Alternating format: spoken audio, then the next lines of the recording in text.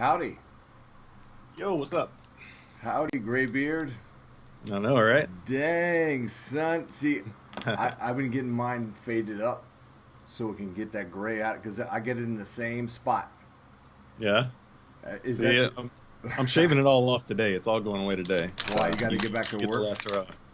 I got to go back to the office on Monday, so I'm gonna go ahead and get it shaped up or get it cleaned up and get ready to get back to the normal business life, I guess. Which is crazy because the numbers in Texas are going up higher than before. So That's what I hear. It is what it is, I guess. We're kind of screwed. Yeah. Well, I'm able to work from home. The biggest issue I have is, the schools being closed because I have to, I have to manage the kids and we have to bring somebody in, just so I can work. So it's counterproductive in that respect, And cost-wise, I guess it's similar. But they're just, they're not getting, they're obviously not getting like full-time attention and getting taught, I don't know how to teach a little kid how to read. I mean, I'm trying. I don't know how to actually do it. Yeah. I know how I was taught, but all right. For sure. We're live, by the way. That's what I do, man. Yeah, I just go right in. Folks, All right. this is my good buddy, Matthew Wells. If you watched UFC 250, you saw him come up on the broadcast quite a few times. I was telling my man Ant Walker the same thing, and I saw James Lynch, Dan Tom, basically all of my buddies except me, and I'm like, damn, I need to hire a Twitter writer. I probably need to anyway, just because I'm too savage. But in any case, I wanted to see what all the hype was about, man. This man speaks wisdom, and people take notice. So anyway, Matt, you're with Fansided MMA.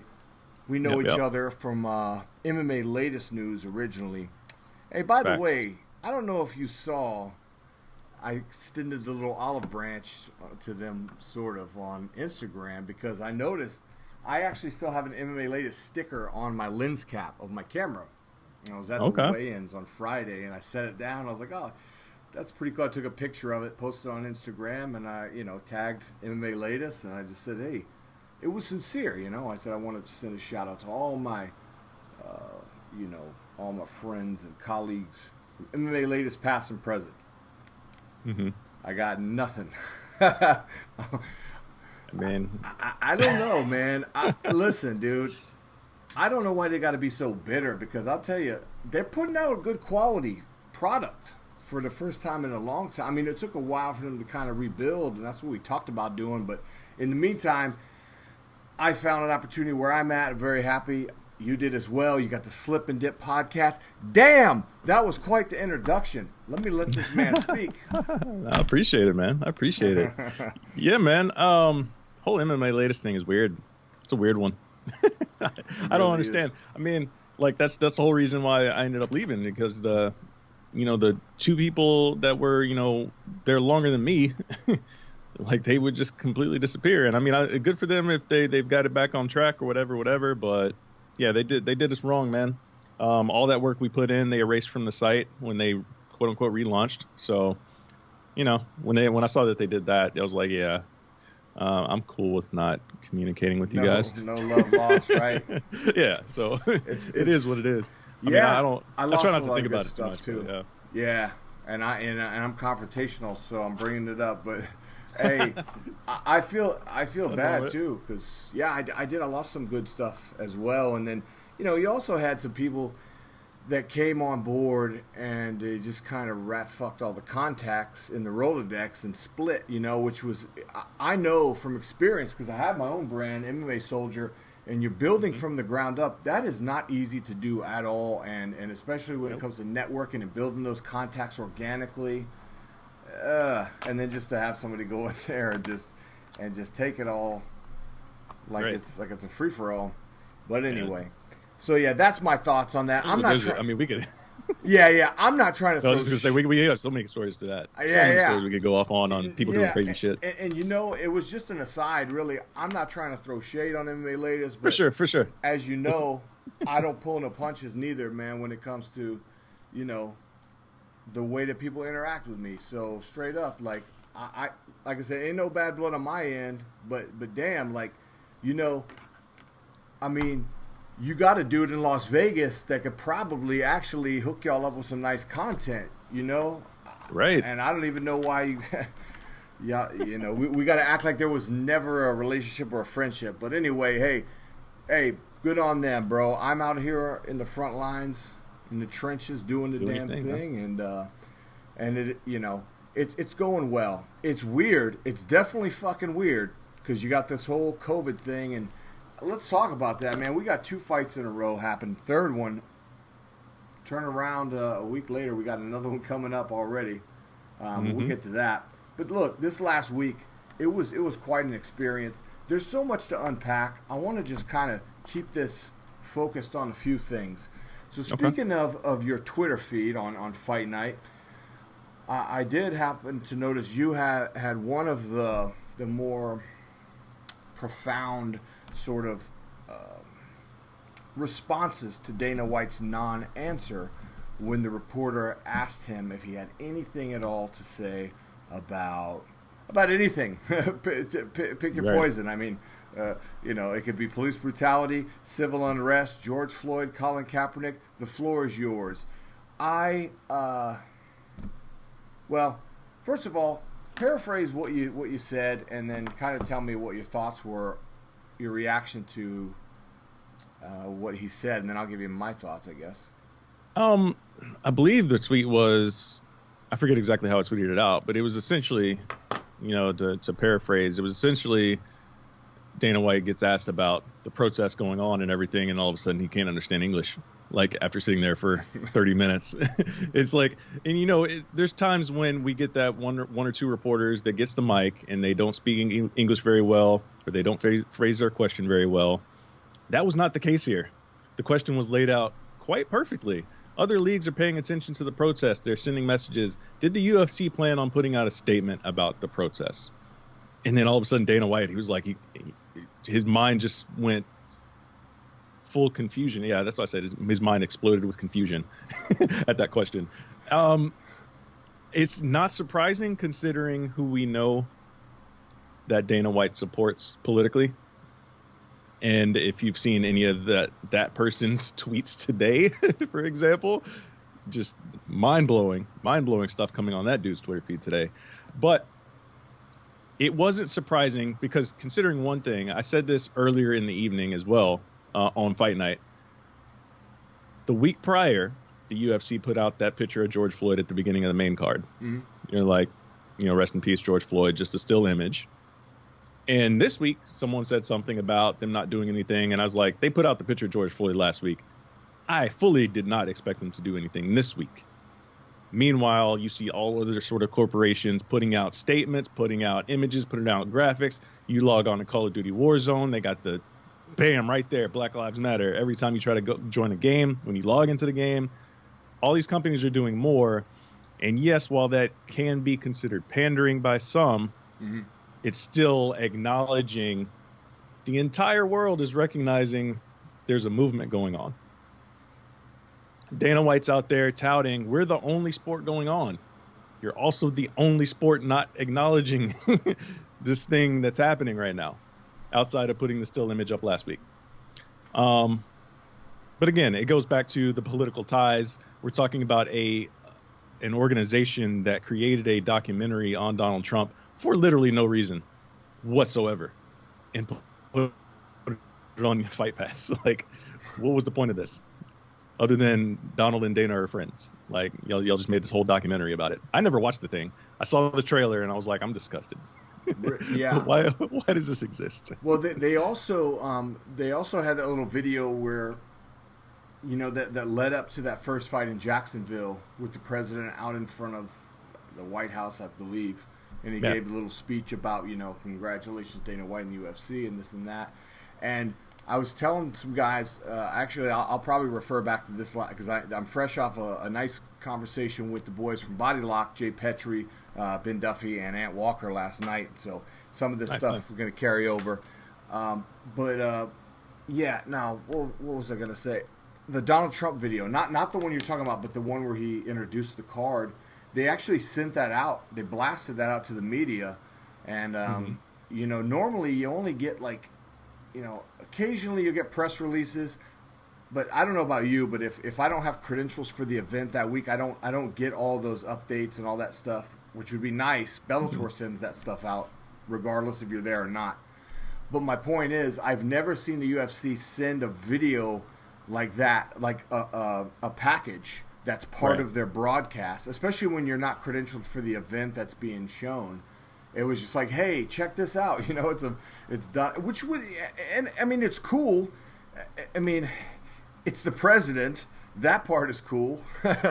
It's just the fact of who it is. But, of course, I shared it. I'm obligated to do so, I think, as MMA Soldier. We are a patriotic brand. And so supporting the president is one thing. But, yeah, that's about I just put it out with no commentary and left it at that because, like I said, it's a weird little bromance that they have. Sort of like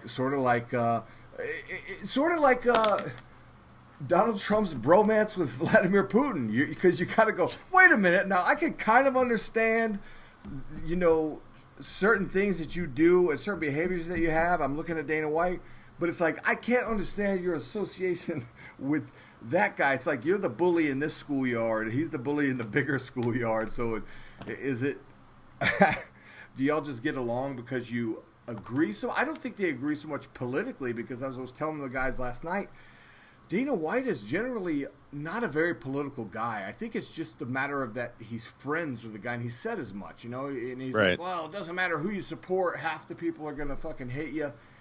Well, I think when you're talking about the UFC audience, though, it's going to be more than half that are not conservatives who don't necessarily, it's more than half, I think.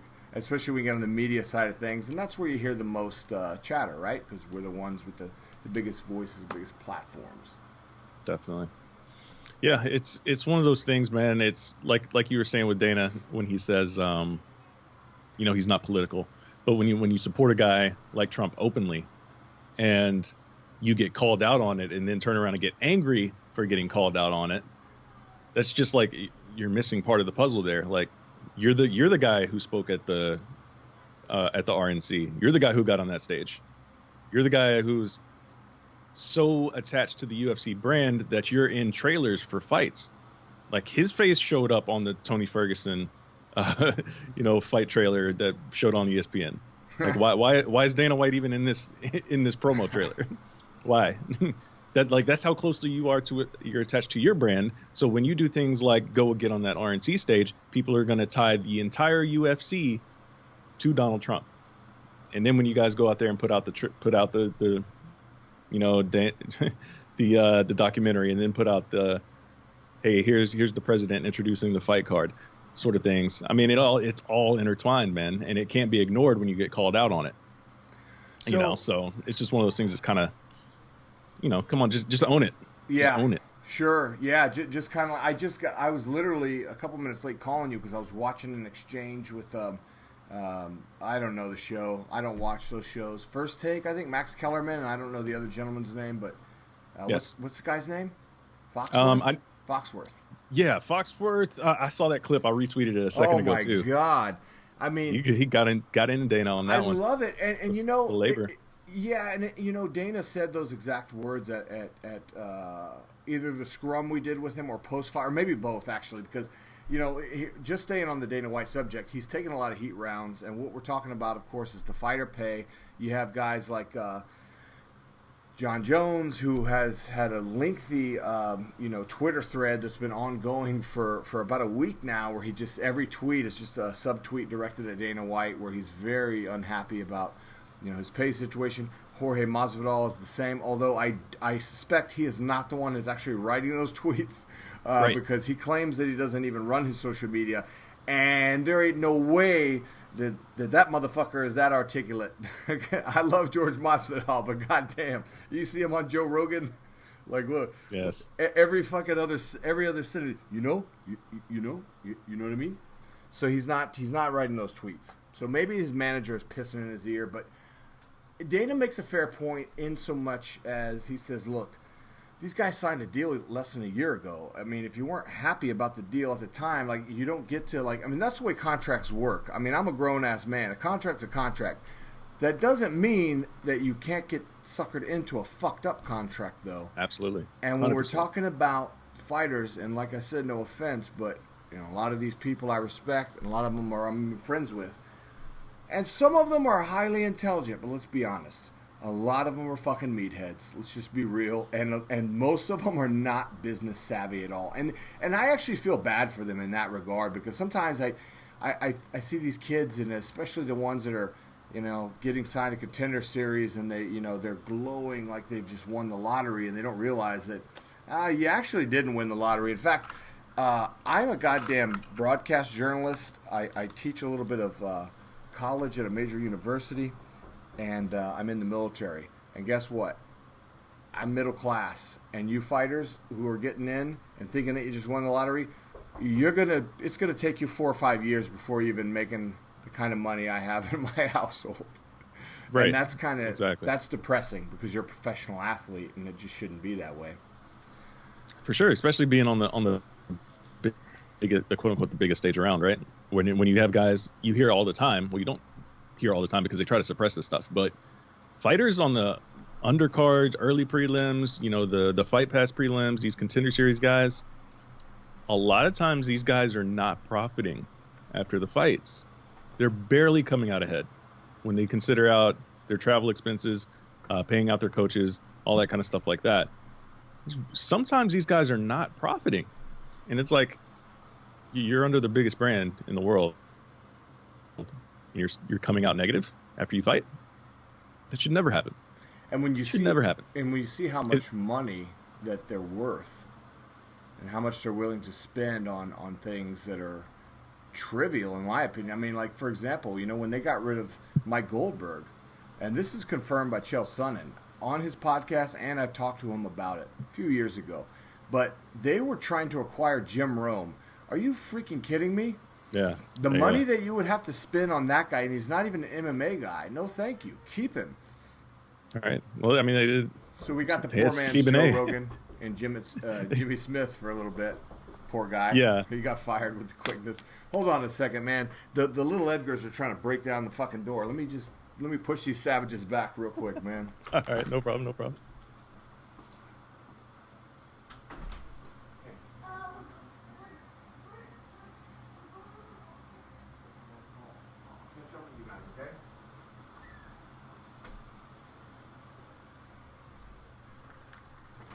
All right. So, yeah. So that's something I've been vocal about for a long time. But like I said, when you have a lot of people who are, like I said, athletes, are just focused on the one thing they're good at, most of them, and again, they're not really business savvy, and you know, especially when you're younger, man. And I know we all go through this. When you're younger, you think things are supposed to work out for you better than they do in real life. In other words, once you actually get your foot in the door in whatever path you choose in life, you go, oh shit, like I thought, like by now I freaking, you know, I was going to have these things laid out for me, or I thought, you know, I would have more support, or I thought I would be further ahead. No, that's just the way it works, man. You're going to get there, and you're going to find out that your journey, you thought you had a difficult journey getting here, it's only just beginning. If you want to make a career out of it, and you don't want to end up as a CTE freaking nut job like we've seen a lot of these guys, bro, these guys got to get smarter about how they do business. And what Foxworth's point was, in rebuttal to Dana White's evasive explanation, which I agree with, but he said, look, that doesn't tell me anything about how they have the negotiating leverage. I have no idea how that works. I feel like I would hate to be an MMA manager, because I feel like if you were dealing with UFC, they would just be kind of like, hey, here's the deal. You either take it or get fucked, because we'll find somebody else who will. Yeah, that's the problem, because so many guys are willing to fight underneath that UFC banner for literally nothing sometimes. Like I said a minute ago, man, these guys are going in there and they're taking contracts, they're fighting on contracts to where they will leave the cage in the negative. That's why you hear so many guys If they go out there and get a finish and they're on the prelims, I need that bonus. I need that bonus. Yeah, you need that bonus so you can come out and actually make money this week. Like, that's why they're begging for it, and that's so embarrassing. No other sport do you hear that in their post game interviews. Do you hear, man, I need that bonus this week? You know, I need Nike to come through with the bonus or something, you know, like whatever, because there's so many other sponsorships and things like that, which is a whole nother aspect of this game that we could dive into. Oh, hell yeah. And they've added, you know, yeah, because people always refer to Reebok, but then if you're paying attention since Reebok, they've got like 20 or 30 sponsors since then, including fucking Mr. Connors, all right, you know, cheap swill. Well, you've got that shitty vodka that they put on the thing. I mean, it's, you know, the beer, the U.S. Army now. There's big money coming in to advertise because all of those demographics, man. I mean, they love cage fighting, so of course. But they're keeping the fighters out of it, though. It's all for the brand. It's all for the big banner. It makes no sense to me. And like you look at companies that are similarly structured as far as like, you know, sports and the pay scale, and the ones that are unionized, which is damn near like all the major sports, and that's what they say they want to be. They want to be up there with the major sports, and I want that as well. But we have to make some concessions. They have to make some concessions, you know. Like I know Dana loves when we tell him how to run his business, but as Foxworth was telling him, like, look, man, I don't know the ins and outs of your business, but I know business, I know people, I know sports, and like, you know, in baseball, for example, a guy can fucking sit on the bench and make six figures. You know, a guy who's not even any good. Yes. And you talk bullpen about catchers. and you get some of these ultra conservative types like the Dana Whites or like some of the mouthpieces like the front row Bryans, you know, who like to pipe in and say, well, you know, it's like with Demetrius Johnson, for example. Well, it's about drawing power. Okay, motherfucker, tell me. What is the name of the defensive tackle of the fucking Seattle Seahawks? I have no clue. I couldn't tell you. I know if we're gonna play against them, I want to crush him, but I don't know what his name is. I don't know how much he makes, but I'm not tuning in to see him. I'm tuning in for the show. And if I just happen to be impressed by something amazing that happens, then that person will hit my radar. But I'm certainly not gonna, you know, it's about my brand loyalty to like my Dallas Cowboys. That's why I tune in, or just because I love sports. So if it's another cage fighting organization, I'm going to tune into that as well. So again, there's definitely an element of drawing power, especially when you're talking about a business model that includes pay-per-view, which major sports do not. I get that. And when you talk about the people who hit the stratosphere with audience and the Nate Diaz's and the Conor McGregor, Ronda Rousey's, okay, cool, Brock Lesnar's. But let's not pretend like the drawing power should equate to the pay scale all the way down to the lowest denominator. How can you expect? I mean, look at this card coming up. Everybody is complaining about how shitty it is on paper, but you haven't seen it yet. UFC 250 got a lot of flack, and that was one of the best fights I've ever seen in my life, and I was honored to actually be there live and experience part of history during the COVID pandemic. For sure. So anyway, your any more thoughts on pay or anything else you'd like to add? Yeah, just in regards to that interview with the Foxworth and Max Kellerman and Dana little trio thing. It's interesting because Dana always likes to, you know, exclude part of the argument, because at the very end of at least the clip that made the internet that's getting shared everywhere, Dana was like, you know, you're saying all these fighters, but we're only talking about two guys right now. Yeah. Like there's more than two guys, man. Like your former double champ is walking away because he's not getting paid what he wants. Like, that's a big thing. The guy at the top of two divisions said, I'm not getting paid enough. And, you know, interesting enough, like, that was something I heard about Henry Cejudo having an issue with a long time ago, like before the first Demetrius Johnson fight. Because I was hearing things back then that Ali did not give him a great deal to take that first Demetrius Johnson fight, and he was upset about it way back then. And, of course, you know, he took the fight and ended up losing. But, you know, he obviously rebounded from that.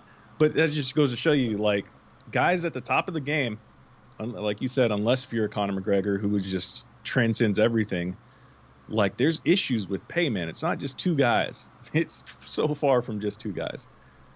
But oh my God. it's again, man, it's just one of those things like how do you fix it without quote unquote breaking the UFC brand? Well, I think you can fix it by not doing things like creating a freaking fight island.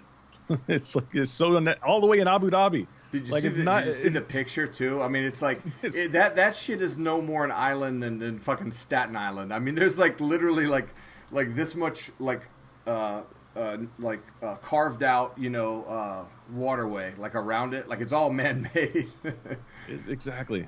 It's just unnecessary there's stuff like that. There's like a million people living on that fucking. They ain't no goddamn island. They made it sound like it was gonna be some shit like out of a damn Bruce Lee movie. At a Tekken Street Fighter. It's the equivalent of like an Indian reservation in the U.S. somewhere that just has like a river around it. Exactly. Yeah, and I'm like, how come? Yeah, a man-made one at that. And I was like, how come? Yeah, how come they couldn't find an Indian reservation here to pull it off? I don't know. Oh, I mean, they tried. They did try that. I know. I can't understand for the life of me why that wouldn't work. I guess maybe the thing with those Indian reservations, man, like. If it don't make dollars, it don't make sense. Like they are not about charity, like straight up. Like especially, if you're Dana White, probably I would imagine. You come in there, damn, white collar suit, Trump supporting. Like you probably are not going to have a real good audience with them. Sure. And I want to continue on the conversation. You talked about Conor McGregor, and I just wanted to mention Amanda Nunes. Speaking of double champions not getting their due, and I'm not talking about pay. I think I'm just more or less referring to Amanda Nunes' spotlight being taken away. And I'll tell you, Matt, I was back there in the trenches. We've been in there together before, and you know how it is. You've been there a bunch of times, and I'm watching the fights. We're interviewing them as they come back, one after another. The scrums aren't tightly constructed as normal, though. We all have our own table with our own microphones. So you gotta shoot your shot from your table. So you gotta have a good line of sight. You just literally just pick the microphone up any time, and they don't pass it around. No. So it's a little different, but it's the same in that you're. I mean, it's actually a little easier because you're not having to scramble and be all packed in like sardines. You're basically just sitting at your table and just talking. So that part was cool. But for me, after the fight happened, I was just barely looking at my Twitter, and I saw Conor talking about retirement, and I was like, oh God, here we go. The diva's having a hissy fit about something. Like, it's like, dude, who cares, man? Either fight or don't, dude. Like, I like you. You've done a lot for the sport. You're great for the sport. But, it's like when people it's just disappointing, man. It's like John Jones used to be one of my biggest heroes until, he turned out to be a total scumbag. And then Conor McGregor is right up there with him. All the things he's done, that rampage in Brooklyn, attacking people, never held accountable for it. The various allegations, the arrests, the ones that actually did happen. And then for you to go and take, he's got the biggest platform of anyone out there. And the fact that someone else is getting more, is fighting in an arena that doesn't even have fans in it, outside of our home country. I mean, lives here in the States, but had to travel all the way across the country. And just made history. And then you want to take and hijack that moment because, as Dana says, he's frustrated because he wants to fight. Man, fuck you, dude. Like, I wish I could say that to him. I wish I had an ability to, in a tactful way. And if I ever get the opportunity in a UFC setting, I will. I'll be like, why did you ever have any regrets about that? Because I take serious issue with that. And, people might call me a social justice warrior or whatever, and anybody who knows me knows I'm the antithesis of that.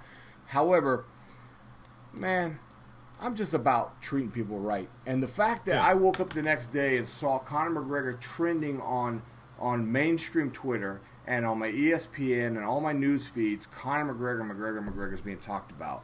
We get enough Conor McGregor being talked about. He gets talked about more for not fighting, for the shit he does when he's not even fighting. And you just had a female who is one of the most humble and respectful individuals that you could ever meet, and one of the most amazing fighters of all time.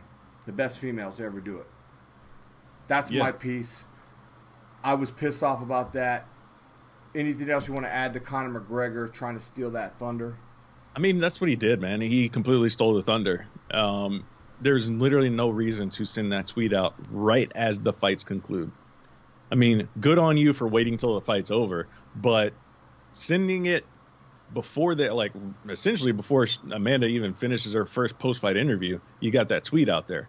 Like, dude, wait till tomorrow morning at least. Let her have a little bit of shine, because Conor is very conscious of this sort of thing. He knows what sending that tweet will do to the whole MMA media world. He knows that that's going to start taking shit over. He could have used his platform to put shine on her as well. Exactly. He could have said, "Congratulations, Amanda Nunes. You're the greatest female of all time." Like, he could have said something like that. Waited till Sunday morning to send out the "I've retired" tweet. But the ego, man, I'm sure he was probably sipping on a little proper 12. You know, I'm sure he was feeling himself a little bit. Mm-hmm. Probably a little bit jealous that he wasn't out there because, like Dana said, he wants to fight. I get that. But, dude, like, you know, you know that sending that tweet out there is going to take away the spotlight of anything else that just happened. And not to mention that some of us, not me personally, because I was completely locked into that fight the entire way, but start paying attention to Twitter. Like, when that fight gets into the 4th round, 5th round, and it's just complete domination, Felicia Spencer has nothing for Amanda Nunes, people's eyes start to wander on the Twitter feeds. They start to wander in different directions. You see people start to tweet out or retweet more political things that you're normally paying attention to. So your eyes start to wander. So people are already starting to lose interest in the fight. Mm-hmm. Yeah, Amanda's dominant. We all expected it anyways. Minus 600 favorite, minus 650. A guy bet $1 million, lock of the year, all this shit, right? So essentially, you had the article already written before the fight happened. Amanda Nunes dominates again. Like, yeah, you know, but even knowing that what was going to happen happened, going out there and do that to take away any potential shine, any potential momentum she could have gained from new fans or from people that have that opportunity to, you know, elevate her even higher. It's all gone now because Conor decided I'm going to tweet out this thing saying I'm going to retire for the third or fourth time now on Twitter. Yeah, I mean, you're right. He knows what he's doing. He's a showman. He's a master at it. And the timing was just, it was so impeccable that, I mean, it was just, it was a sniper shot. It was like, this right here is going to kill. And so I remember now why I was setting the stage for you about being, you know, in the back in the media tent, because once because normally several of the bigger outlets get to go out onto the floor. This time it was only like LA Times, you know, USA Today / MMA Junkie and Yahoo Sports. And when Kevin Iole and John Morgan came back, you know, I was almost a little even caught off guard because I just barely saw that tweet in passing and just remember being disgusted by it. I remember like thinking I don't really give a shit because I know it's just a ruse and this is the move, kind of like we talked about Henry Cejudo. You know, it's like, This is sad when you got a guy who's a double champion. He quit, he retires, and then literally says, well, I'd come back for one fight against the featherweight champion of the world. It's like, in other words, you literally just fake retired to get out of the contract so that you could now renegotiate a fight that you actually want. Mm-hmm. So that's the move now? That sets a fucking crazy precedent. So, again, talking about those heat rounds that Dana is taking right now, the second and third order effects of that, I think, remain to be seen. And I think that with the COVID and everything just compounding on everyone's frustration and everything's so pent up, and a lot of people are strained financially or they're quarantined and packed in a house full of kids like sardines. Who knows what people have going on? But it's definitely spilled over into the streets with all the injustice that's happened, and then the protest and the riots and just every confrontation that's happened on the streets since then. So I will use this as a segue because I do have an ulterior motive. Actually, no, I didn't bullshit you. I didn't say what we were going to talk about at all. I just told you to talk to me because I haven't seen your handsome face in forever. So I'll tell you, man, this last week, you know me. You know I've always been an ally. And even though there's certain things, even with my close friends and family, like even my wife, my best friend, you know, there's going to be things that I don't necessarily always 100% agree with, but I'm always willing to listen. And what I've really found myself consciously trying to do better at this last couple of weeks is I'm like, you know, everybody has a lot to say. And I'm a loudmouth, and I always have a lot to say. And I thought, you know, now, though, is the best time, because there's been a few tweets I put out and then deleted, or some that I thought about tweeting. I was like, you know what? I just chastised Conor McGregor for trying to steal spotlight, and I'm not going to be a hypocrite, because hypocrisy is one of the things I despise more than anything. So I say all that to say this. I have invited several prominent black men from either the MMA media or from the UFC and Bellator, past and present, people who I know are very vocal about social issues, people who I respect their opinion very much, and people who I might not necessarily see eye to eye with on everything. But I will say, I'm always willing to be wrong. And the one thing that I learned by shutting the fuck up and listening in the last couple of weeks is that there are things that even I was still, I don't want to say downplaying, but just not really understanding the full gravity of the situation. And this is coming from a person who's very aware, somebody who spent at least a third of my life growing up in black and Latino neighborhoods. And I also share a lot of the similar experiences. I just so happen to be in that situation because I'm poor white folk. The problem, the bigger picture is, though, I have a taste of it, just like I have had a taste of cage fighting, but that doesn't mean I know what it's like to be in the UFC or be at the highest level.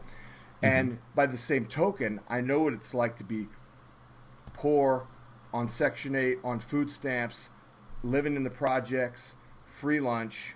I know police brutality, and I know racism. But when you stop and think, okay, look at the scale with which black folks experience that, and you got a taste of it, so now you know. So now that's what gives me more empathy. And so there's been a couple things, though, that happened, and I'll let you speak. But I wanted to share this with you. I shared it with a mutual friend over DM because it just bothered me, man. And you know, it's been hard. It's been hard covering the sport and having to see everything on the timeline. And I even told James Lynch, man, I was like, I'm thinking about either adding mainstream media to my resume or walking away from MMA altogether, just getting out on those front lines, because there's so many incompetent schmucks out there reporting and you know, propaganda, and I want to do something about it. But that's neither here nor there. My friend called me and he said, dude, he said he lives in Florida. Jacksonville, actually. Speaking of the devil. Yeah. He is a military officer. He is a firefighter. And he said, you know, man, he says, bro, I'm honestly fucking scared right now. I don't know what to do. He's like, you know how it is down here in Florida. He said the rebel flags have started coming out of the woodwork. And he's like, he said, I don't know what to tell my sons. And he said, we're honestly thinking about moving out of the country because we just don't want to deal with this shit. This guy is a military officer. He stands about 6 foot, 6'1", easily 230, of solid muscle, just fucking built like Greg Hardy without the man boobs. Okay? He's a big dude. Firefighter, military officer. He's scared. And you know what? I said to him, man, I don't know. I said, you think maybe you're overreacting? He said, yeah, probably. But he said, how can I be sure, man, like that I won't be the next guy, or that how can I tell my kids when they grow up that they're not going to be targeted? Because if all they know is what they're seeing right now and nothing changes, then that's going to carry over. And that's the biggest thing that hurts me right now, more than anything, is the children, because they grow up in this situation, and it's very important what we do, what we all do. And as white people, as much of a I'll say individual leverage or influence that we might have, is to hey, like I said, is shut the fuck up and listen. Figure out what the solutions are. And then instead of being like, well, fuck that, or you shouldn't feel that way, or that won't work, you know, kind of like people do with gun control, for example. It's like, hey, how about instead of saying that won't work and being dismissive, why don't we just fucking try something instead of nothing? So that's my thoughts. I have a lot of thoughts. I have a video that will be dropping. I'm going to do a monologue, and then I will go ahead and put the excerpts of my conversations with you individuals. The floor is yours. Man, it's such a complicated thing to dive into, because there's so many different areas, man. But I'll kind of try to keep it in line with what we've been seeing recently, right? Mm-hmm. We've been seeing solidarity in these protests.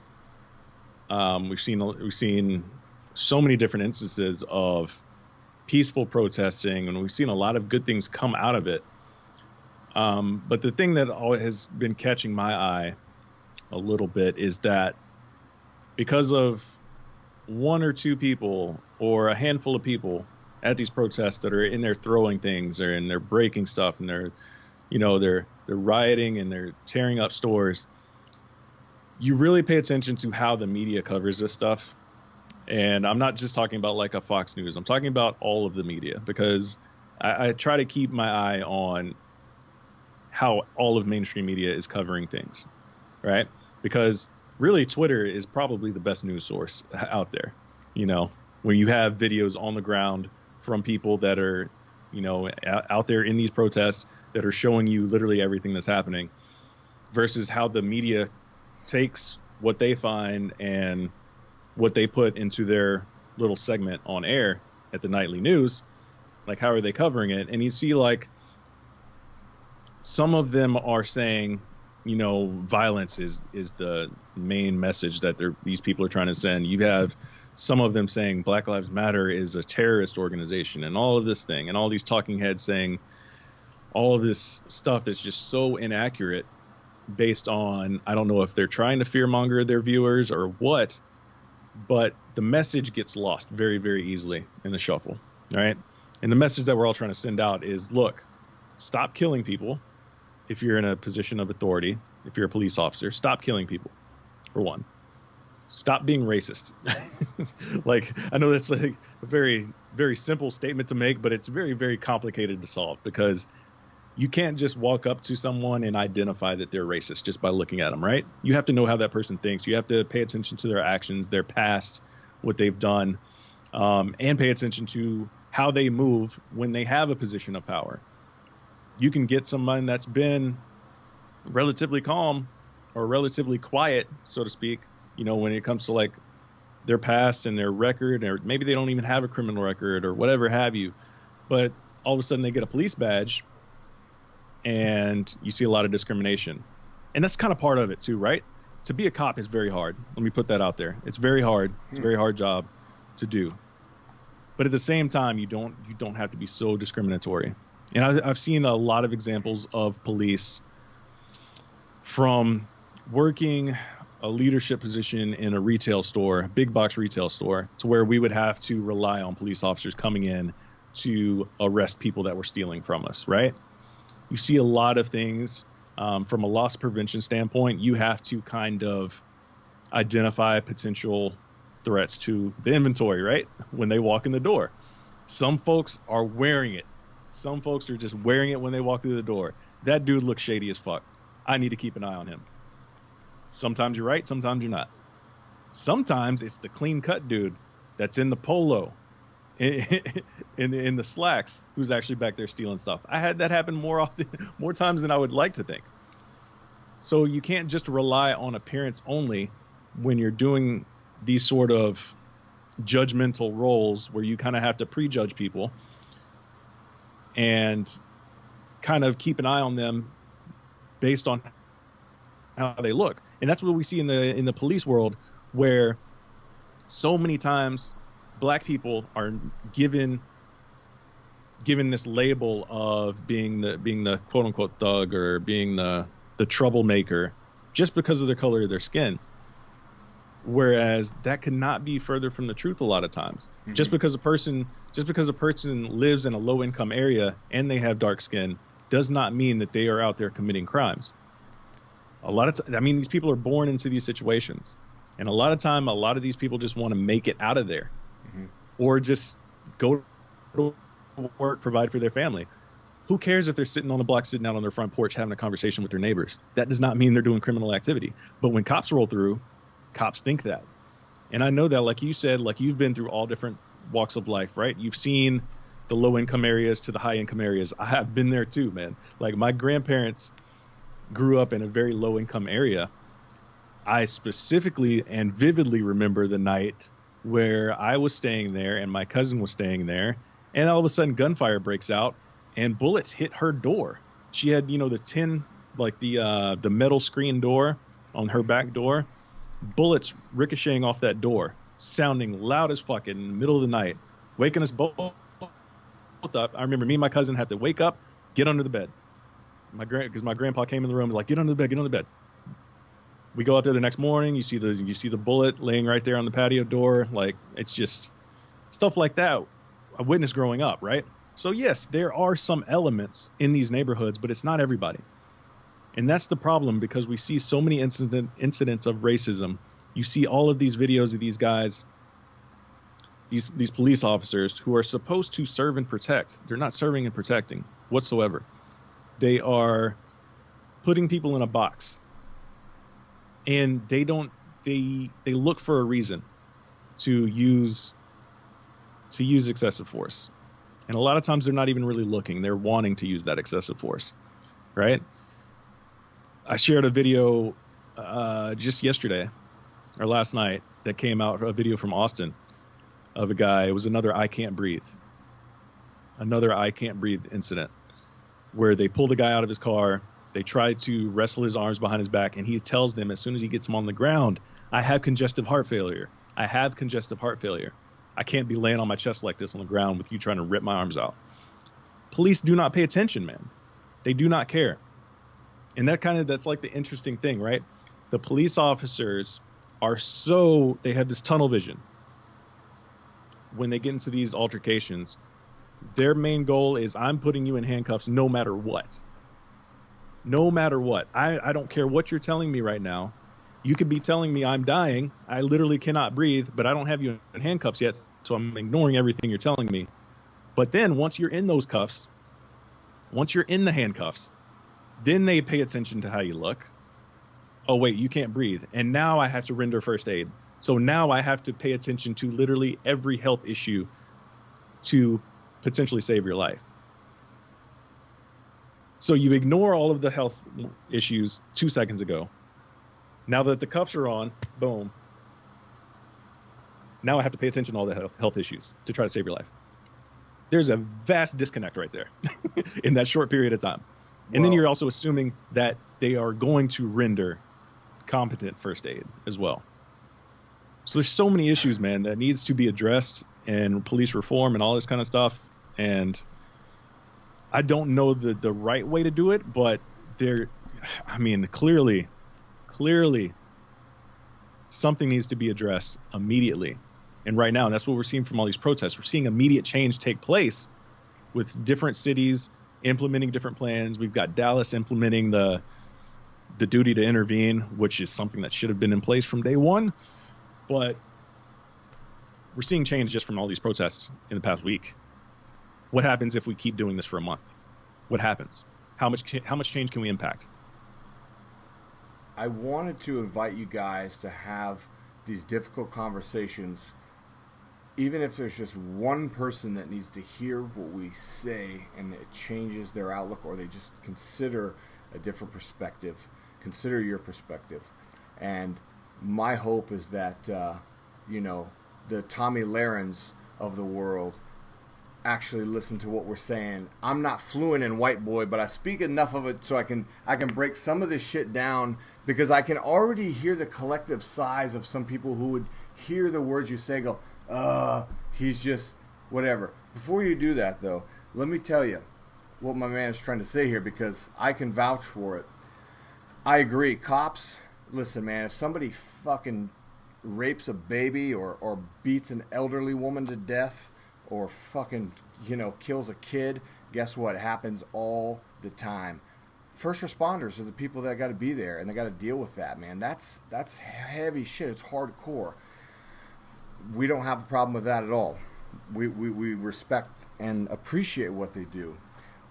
We have more than enough evidence, though, that shows that the policing standards in general for black people, if nothing else, just based on the way the numbers are skewed by the way they're policed in the highly concentrated black communities, shows us that there is clearly a different standard. Now, you talked a lot about some of the crime, these being high crime areas and dangerous. But again, to your point, that is not indicative of black people. That is a byproduct of poverty. And if you really wanted to break that shit down, you could take that. We could have a whole other podcast about breaking that all the way back to the time that Africans were poached from their home country and brought here for centuries and subjugated in the first fucking place. And then systemic racism. And absolutely. Lincoln shakes his magic wand, and then they say, well, you don't have to go home, but you can't stay here. And then 100 years later, we still had laws on the books that were proof that these people were less than human. They didn't have the same rights. They couldn't even use some of the same facilities, the basic things that a human being needs, a good education. And yet, in a way, we still... This is going to be part of my rant, though, is that I want to tell people who, you mentioned systemic racism.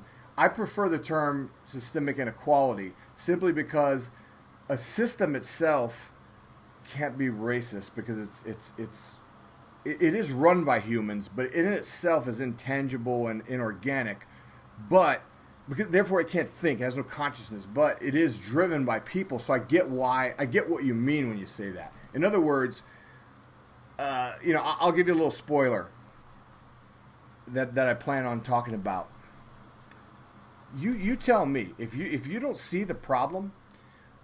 Answer me this: when's the last time you went to a black community? I'm talking to you, Tommy Lahren. I'm talking to all you Fox News motherfuckers. When is the last time that you actually went to a black neighborhood? And when did you get out of your car? Because I guarantee you 90% of the time, even a lot of these freaking, these lefties, these college punks, white kids who are going out to these rallies just to take selfies and get clout on the internet, because that shit's happening too.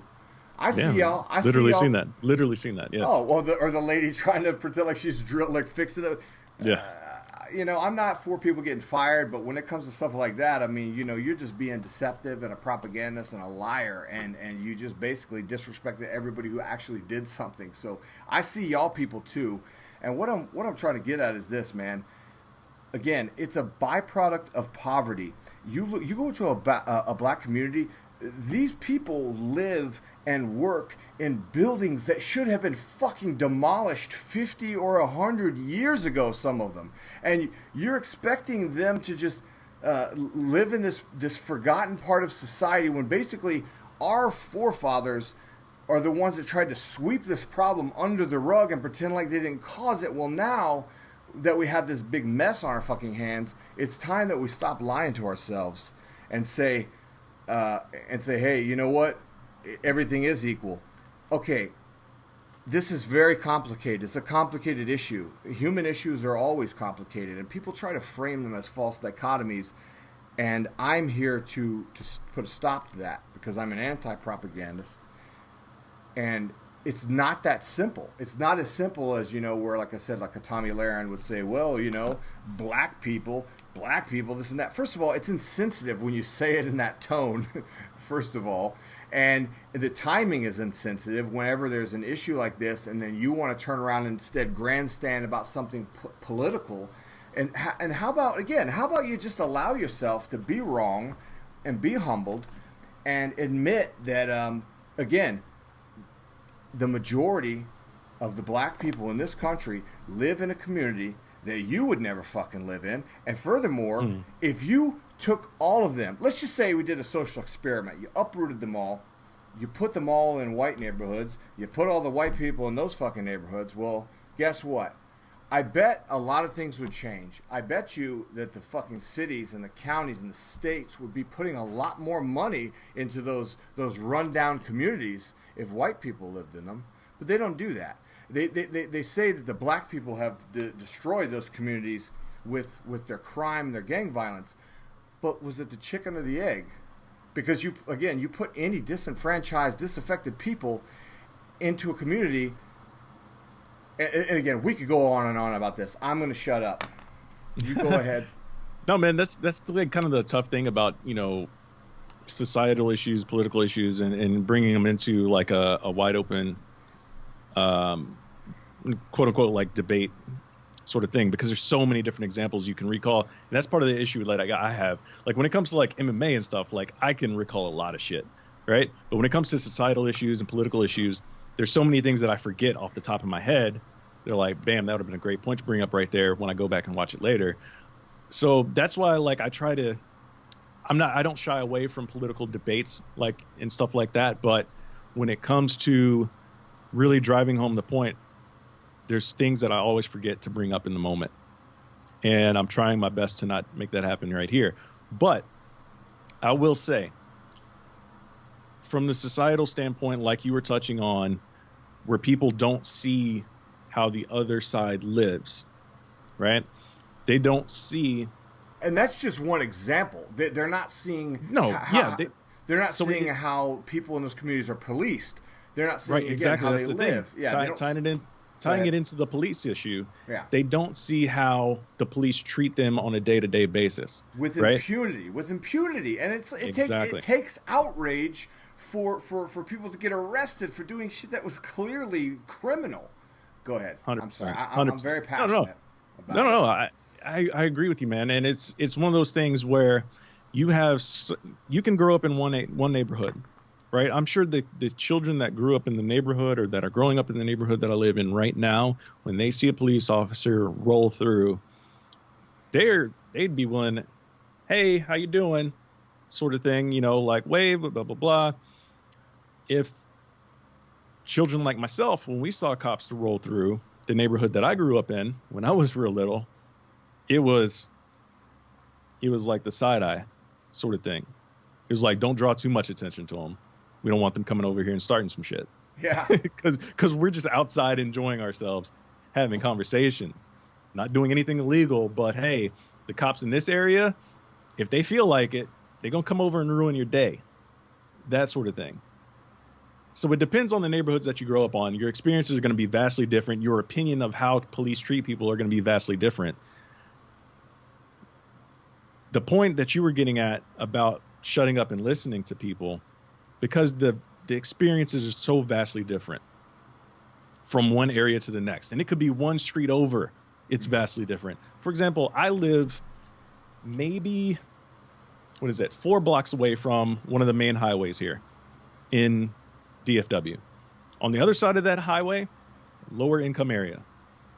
Right on the other side of that highway, I guarantee you the police are vastly different. You know why I know that? Because when I drive over there to go to one of the shops that I actually go to fairly often, the police presence is vastly higher over there, maybe 1,000 yards away than it is right here. My boy got carjacked right over there, so I know exactly what you're talking about. I know which areas. It's crazy. It's crazy. You want to avoid. It's crazy, but I guess to really tie it all together, man, is that listening to what people are saying who are from these areas that experience it the worst. Just pay attention to what we're saying. Is what we're trying to get out there. That message. Watch the videos of this stuff happening. Like, you can't make up a video. I know that some of these talking heads that you hear on the news try to tell you to not believe what your eyes are showing you when it's captured on 1080p video from your iPhone. We see what's happening. They're going to try to put a spin on it, whatever. No. The dude had a knee on his back of his neck, on the back of his neck for 8 minutes. You can't fake that. There's no he died from pre-existing conditions to that. Like, there's nothing other than the knee on the back of that dude's neck that killed him. Okay. So when you take that into consideration, that people are still going to try to spin it after the fact, it just shows you how deep it goes, that people are going to try to, one, protect police officers, two, police officers are always in the right, and three, the black people are always wrong. Like, those are three beliefs that are out there. Not necessarily that that's the case, or that's the belief system from everybody, but that's the belief system that some people have. And it's because they can get away with it. Like I said, in these communities, you know, people that don't have the money to necessarily lawyer up, or people who don't believe in the system, that there's anyone that they can turn to that's actually going to help them. I mean, and you know, talking about shutting up and listen, the first time I got arrested was by the Dallas PD, and we just talked about them. That was actually on my list because you and I are from there, and you know, Dallas has a long and storied history with racism. I could tell you a couple of guys that I've known. My former boss, when I sold Toyotas back in '07, this guy grew up in the civil rights era in Dallas. He's also a guy, though, that's like, he's gotten it from both sides, because he's an older gentleman now, but he's married to a white woman, so he's been called like Uncle Tom and everything else. But he was telling me about growing up in Dallas, and I mean, again, that's a whole other conversation, and I'd rather have him tell it if I could ever track him down. But I mean, it's crazy. Like, during the civil rights era, the blatant racism, the openness of it in the community, within the system, within the police department, and it's just boiled over. I mean, we've seen some really bad confrontations happen. We saw a march there where police were executed, but of course that was by a lone actor.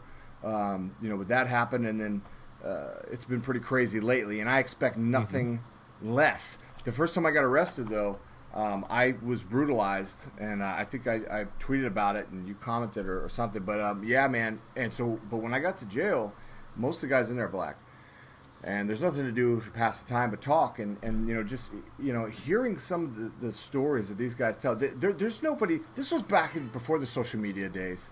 They're not doing this for clout. There's nobody there. We're in jail. There's no girls. There's nobody we're trying to impress. They're telling me stories, man. They're telling me and this other white guy. We're like the only white dudes in there.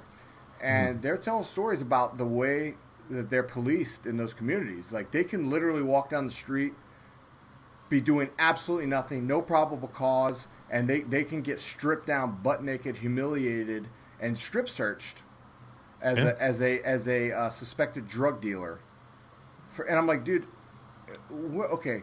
And one other thing I wanted to add, though, again, from another person I respect. I talked about him at the beginning of the podcast.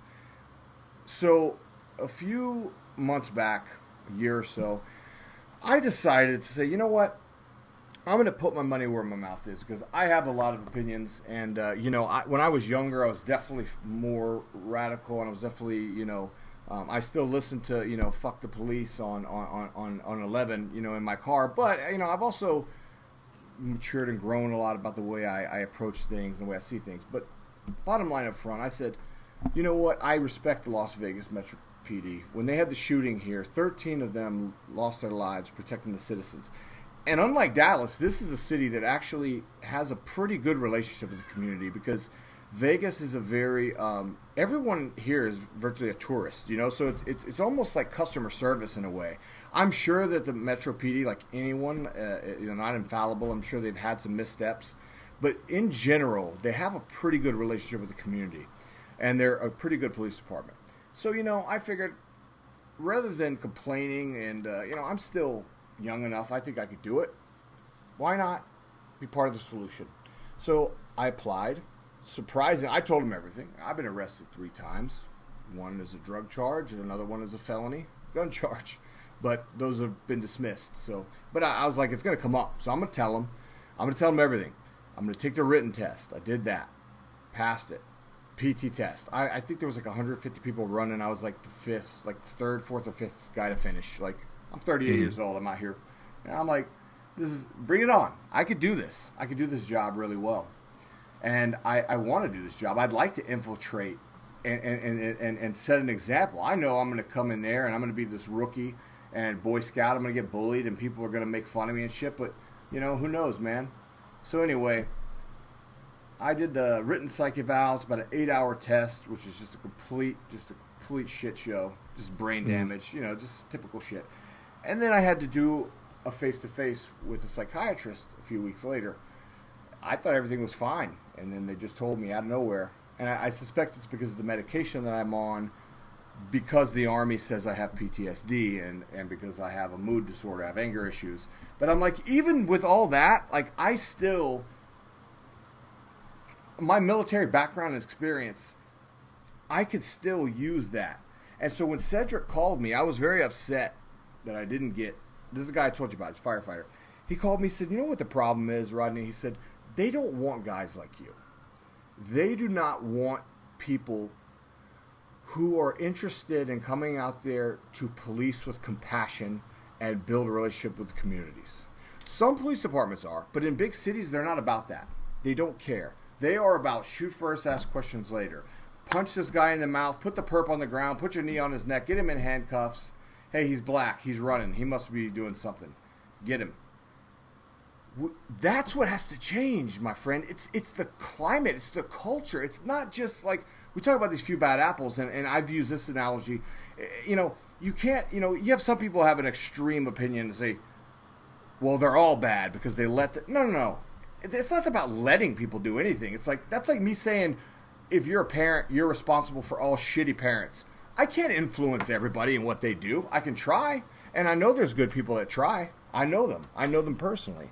And I wanted to try to be one of those guys, because if I'm in a situation where I see this with like George Floyd, I'm so disgusted when I see the other police officer, that chubby little Asian fucker, who's standing there with his goddamn hands in his pocket, and the people who film that, people criticize him. I'm sorry, I wouldn't have intervened, especially if I was one of those black folks. Are you kidding me? Because guess what? George might have lived, but your ass would have went to jail. Nobody would have ever heard about any of this. And I'm not saying that I wanted George to fucking die, but I'm saying it cannot be in vain.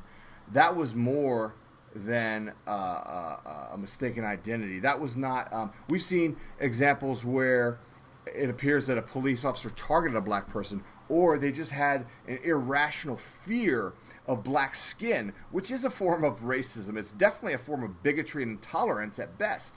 And I think about some of those cases too. Yeah. You can't be like that.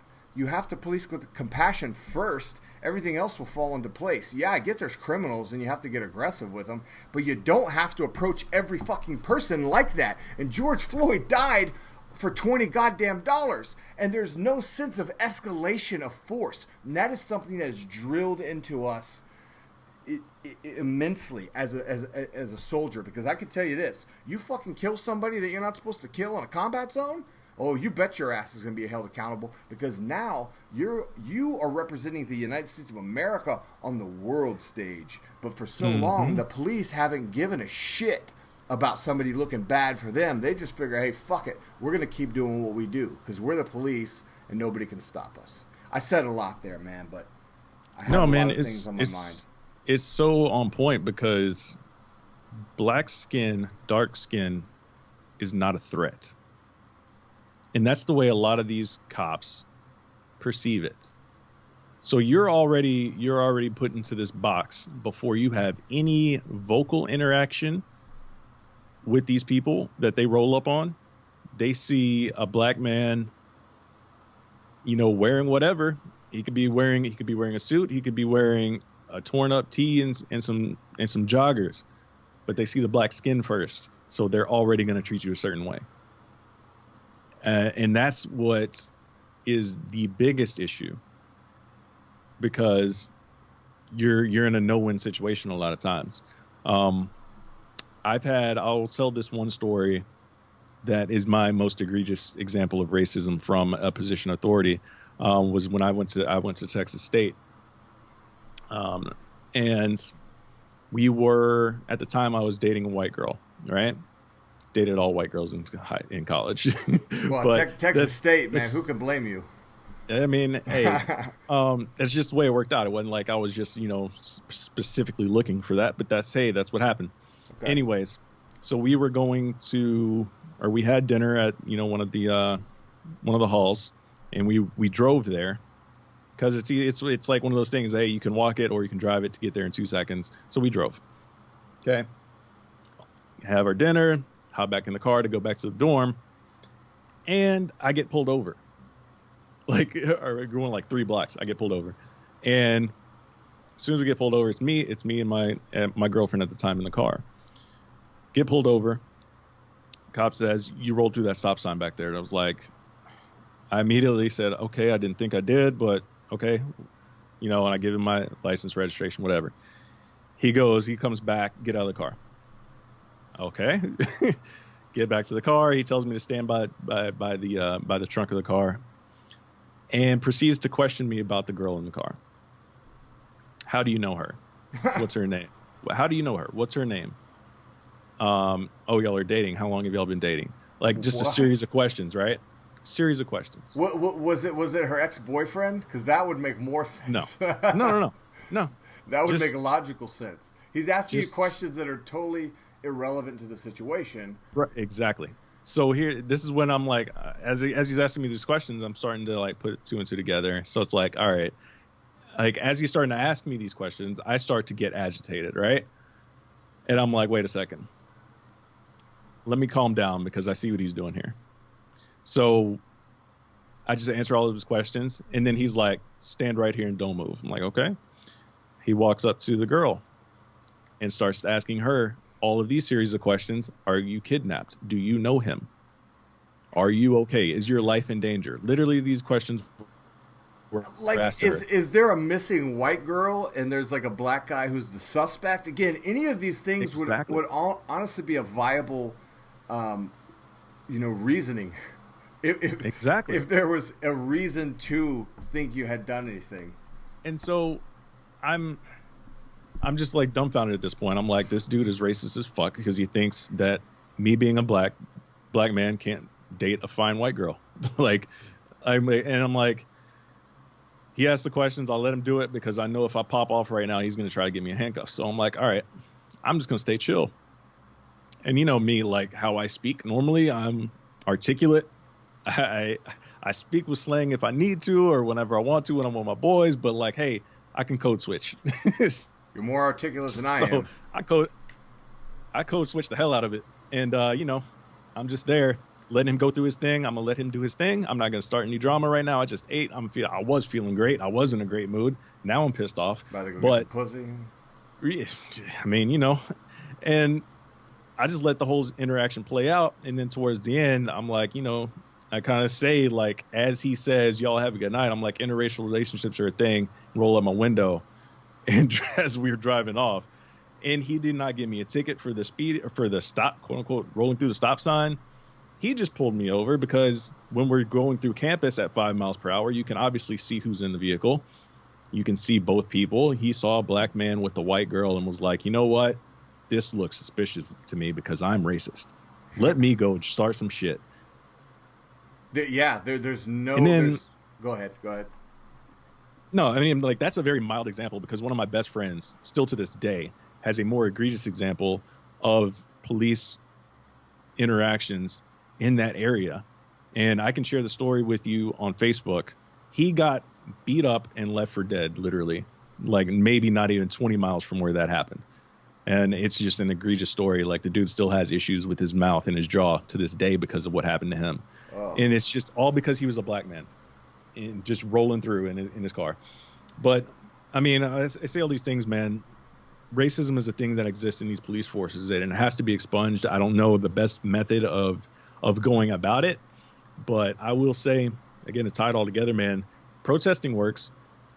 Whether you're a fan of the rioting and the looting and the violence that has come out of it, obviously I'm not a fan of that part of it, but that grabs attention. And when that grabs attention, and as long as you don't lose the core message of why people are out there still protesting to today, we're 9 days out, 10 days out now. It's still happening. Again, like I said a minute ago, man, what happens if these protests keep up for a whole month? What happens then? Well, help me out with that, actually, because I'm having a hard time now because I understand the genesis being Minneapolis. And I understand the need for the civil unrest. And it goes back to what I was saying before. You know, you look at, we cannot have this conversation without talking about Ahmaud Arbery, for God's sakes. The guy, you know, was actually lynched in a place where that was the normal practice not all that long ago. I mean, we're talking about 100 years or less, you know, that was still in practice. We saw it happen now. So to my point, as I was saying earlier, and we talk about systemic inequality, dealing all the way back to the poaching of Africans to today, again, I must remind you folks, you Tommy Larens and all you types like that who just can't see it still, realize this. We have been telling these folks for a long time, hey, you know what? 1865, we told them, hey, you're free, you're equal, you're covered by the Constitution. Oh, wait a second. That, like I said, the proof is in the pudding. It was literally a handful of all those southern states in the Confederacy that were like, yeah, no, fuck that. We're not going to let you still be equal. You're not going to let us keep you as slaves, but we're definitely not going to let you integrate with us. And they went to great lengths to prevent that, which obviously backfired tremendously, right? You know, because now we're in a situation where people are simply trying to coexist. And I never like that word. I don't like the people with those bumper stickers, coexist. I coexist with the people in my neighborhood that I don't know their first name. That's coexisting. No, we need harmony. We need solidarity, like you talked about before. The modern day lynchings, the police brutality, all these things that continue to happen, the Starbucks incident, where it was almost like it was reminiscent of the kind of like the Deep South back, like, hey, you can't sit in this fucking diner, or we're gonna beat your ass until you know what I mean. And again, I must remind you all, this was in the late '60s. We fucking and I'm looking at a lot of you white liberals too, because motherfuckers stood up with them. But you know what? A lot of times, Howard Stern went off about this the other day, because he's from Roosevelt, Long Island, which is like a pretty rough neighborhood. That's where Flavor Flav is from, to just give you an example. Howard Stern's family, they never moved. He talks about the hypocrisy of all the white liberals that, like, they would be like, they were super hardcore social justice warriors, but then as soon as black people would move to their neighborhoods, they were gone. Next thing you know, he grew up there and everybody moved out. His little Jewish family stayed, and they just ended up living in a black community. And his point is, like, you know, it's like, don't fucking just talk about it. Be about it. You know what I'm saying? Like, you could be out there taking your selfies at your damn rallies and whatnot. But, okay, so I got away from the point. I had a question. Now that we've gotten away, now that we've gotten the rest of those officers arrested, I'd like to see some leadership emerge and try to get meetings with people in positions of power, all the way up to the president, as far-fetched as that may sound. I'm wondering, though, it seems right now there's a lack of leadership, though, and it's a bit confusing as to why. Why is it continuing to go on? Like, in other words, what is the end game? I mean, I understand the general idea, but specifically, how do we get from here to there with the marches? Oh, man. So the main thing is, I mean, do you agree with that? That we need leadership, and we need to establish dialogues with people in positions of power, and let 100%. Them know that, hey, there's demands, and that this is going to continue. We will not be satisfied until you make these changes. That kind of thing. 100%. I mean, that's really like step 2 of the process, right? Step 1 is get their attention. Step 1 is get their attention. So that's the rioting, or I mean, that's the protesting, the peaceful protesting, which is a majority of these things are. I don't want to say rioting every time. Peaceful protesting in large numbers, in mass, globally. Multiple countries across the globe are in solidarity with these protests. So it's a big deal. Everybody knows what's really going on right here. Everybody's fed up with it. That's the thing. So that's step 1. You grab everybody's attention, make people be willing to listen. That's where we are now. So the next part comes in to where you have the right people, the smartest people, the people that have that power to go in and have these conversations with those that are already in those positions to make substantial change. You have to be able to get into the room, come sit at the table. Let's talk about this. What can we do? What can we change right now? And that's already happening in some areas, right? That's happening in some places. Is it happening on a national scale yet? No, not yet. But like you said, it does have to eventually escalate all the way up to the president. And unfortunately, right now, the man sitting in that desk, he doesn't give a shit about any of this. He's out there deflecting. He's out there tweeting conspiracy theories today about the 75-year-old guy who got pushed down. He said that guy, I don't know if you've seen this tweet today. Some type of a scrambling device. I will read the tweet. Buffalo protester shoved by police could be an Antifa provocateur. 75-year-old Martin Gugino was pushed away after appearing to scan police communications in order to black out the equipment. At OANN, I watched. He fell harder than he was pushed. Was aiming scanner. Could be a setup. This is the president of the United fucking States tweeting out this conspiratorial bullshit. You sound like Alex Jones on crack, and this is the man who is in charge of the United States. It's unbelievable. So he is not interested in listening. He is interested in coming up with his own theories and planning everything based on what he thinks. What he thinks is wrong more often than not. I'll just say that. So that's one of the major issues. And with him, he still not necessarily controls, but there are less than half the country that agree with a lot of things that he says. So that's unfortunate, because he represents a very antiquated way of thinking.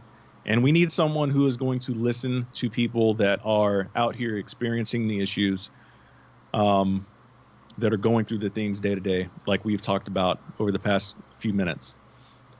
But that should not deter us entirely, because his day in office is going to come up, or his time in office is going to come up very shortly. You know, if he's reelected, we'll deal with that when we get there. But my point is, have the conversations locally with people that are in charge that can affect change. Continue to escalate those up even higher and higher as far as it will go. Eventually, if enough people are on board with substantial change, the president, no matter who it is at the time, will be forced to pay attention or sacrifice, or basically, you know, have political suicide if he at that point decides to disagree, when you have a majority of people on board with something. So that's where we have to get to. I think right now we're in that second stage where people are listening, people are making changes in the local governments, but it's still not enough, not nearly enough. Like, it's just barely just the beginning, And I hope this doesn't lose steam. I hope the hashtags don't stop after this week. You know, I mean, I hope the hashtags, when we're talking about people's names, stop. I don't want to see any more deaths. I'm talking about the Black Lives Matter hashtags. I want to see those keep going. I want to see more change from these lawmakers at the local level to affect change at higher levels as it continues to escalate up. I used to have a bit of a bromance with Henry Rollins. I got his email address, his actual email address, and I know from reading his books that he always responds to all fan mail. And so I used to email him every now and then. And I remember when Trump first announced his candidacy, I asked him, I said, "What are your thoughts on the candidates?" And he said, well, you know, I don't think Bernie's electable because he's all about uniting the people, and, you know, he's all about justice and doing the right thing. And he's like, quite honestly, the American people have never been about that. That's why it's never worked anytime somebody's tried. And you know, he wasn't being negative. He wasn't saying like, oh, I don't like Bernie. He was saying, no, this is the reality. This is just how we are. And we saw it twice in a fucking row. This is the guy that probably should have been on the ballot, but the party was so divided that they were trying to out freaking crazy each other that they couldn't get on board. And like 2 times in a row, this is a guy who potentially could have, I don't know. I would have been interested to see what happened in the general elections the first time around, and especially now against Donald Trump. But anyway, Henry went on to say, this was years ago before Trump got elected, he said, I am a street kid. I can smell a hustle from a mile away. He said, Donald Trump's idea of a great America, he keeps talking about making America great again. Donald Trump's idea of a great America is one where we stay addicted to credit cards, cable television, and tobacco, and where black and poor people know their place in society. That's his idea. That's Donald Trump's idea of a great America. And I was like, damn, that is so fucking on point. Like, yeah, it's kind of like he's kind of like that mentality is just like, hey, I'm the boss. Like at the end of the day, it's like whatever I say is right. And every time he gives a speech where he actually says, his words are great, I go, oh, I almost fucking took the bait there. But then I forget. Somebody wrote that shit for you. It was disingenuous. You didn't fucking mean it because your actions speak. I mean, hell, the same day that he said, we're deploying the troops to protect those peaceful people from the violent ones. Now, I'm all for that. I don't like it. I don't like the troops being anywhere near civilians. But if that's the reason you're going to say that they're there, that's one thing. And then the very same day, had the Secret Service use tear gas to push back peaceful protesters so that he could do the creepiest fucking photo op at a church that he didn't even know was Episcopalian because he's probably never even been there. I think going all the way back to James Madison, the presidents have been going to that church. I'm surprised the fucking church didn't goddamn go back up in flames when he walked in, and I'm damn surprised that Bible didn't burst into flames when he was holding it there. Dude, that's the thing. He looked just as miserable as the Bible did. Yeah. Like my mom, there was a joke, like, in the family, like growing up, we grew up Catholic. We grew up very religious. And that was the thing. Like whenever you lie, like God would strike you down with lightning in where you stand. Right. Like that was the thing. And like, I know my mom had to be watching that, like, or my grandma, if she was still with us, she would have been like, boy, he's lucky that he's lucky the lightning didn't strike him right there. Like, it's a price he's probably hoping for it. Exactly. But that's the thing. Like you see, and you said the same day. Yeah. Be more specific. It was literally minutes after he said, I stand in solidarity with, with protesters. Right. And then you turn around and tear gas them so you could go take this dumbass photo when you're holding the Bible upside down. And someone asks you, one of the reporters asks you, is that your Bible? It's a Bible. Like, what are we doing here, man? What are we doing? Seriously. Yeah, I mean, if you notice, and I have a hard time seeing why people are still spellbound. I mean, like I said, we can go off on him all day. I got a couple things I want to get to, but the last thing I'll say on the Orange Man is that, I get the initial appeal when he first came out. I'll be honest with you, when I saw him announcing his candidacy, I saw the video on Facebook. I swear to God, Matt, I thought it was one of those bad lip reading videos, and I laughed my ass off because I said, damn, that motherfucker sounds exactly like Trump, like whoever's doing that voiceover. I didn't pay much attention to it until I went to work the next day, and it was on in the break room as I'm going to put my lunch in the refrigerator, and I was like, wait, it was on the news. I was like, well, he actually said that? I was like, okay, well, this is a publicity stunt that ain't gonna last long. And as Howard Stern says constantly, he's like, I don't think that motherfucker even wanted to be president. I think he was just fucking doing another publicity stunt and didn't think he would actually get elected. And now that he is, he's like, yeah.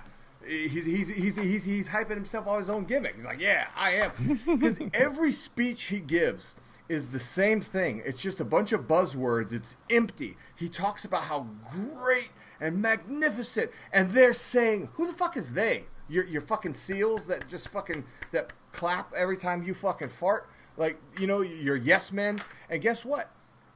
All the dissenters that have left out of there didn't leave on their own terms. They either left because they got indicted, because they were one of his crooked-ass cronies, or you have General Mad Dog Mattis, who has now denounced President Trump. And I was surprised. Actually, I can't say I'm surprised, though. I was surprised how many of my fellow military and just, and conservative people that came out of the woodwork and just, without even reading the actual statement he made, and just saw the headline and were just making stupid comments like, oh, I didn't know Marines could be libtards and blah, blah. It's like, well, did you actually see what he's fucking saying? Like, you're going to tell me that just based on partisan bullshit, instead of focusing on the human element, which is the only thing that matters here, you're going to side with a shady real estate tycoon, adulterer, known liar, accused racist.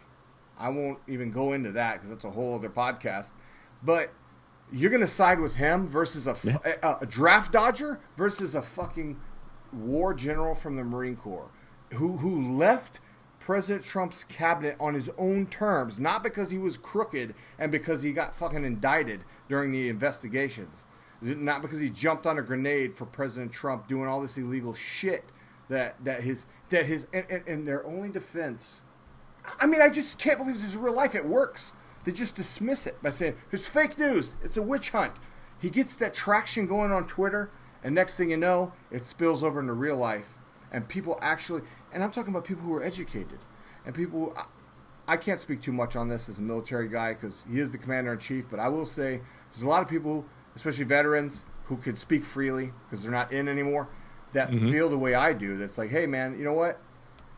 It's been real and it's been fun, but it ain't been real fun. Here's the thing, man. Like, you just can't be that guy who's on Twitter talking about conspiracy theories or calling your ex-porn star mistress horseface on social media.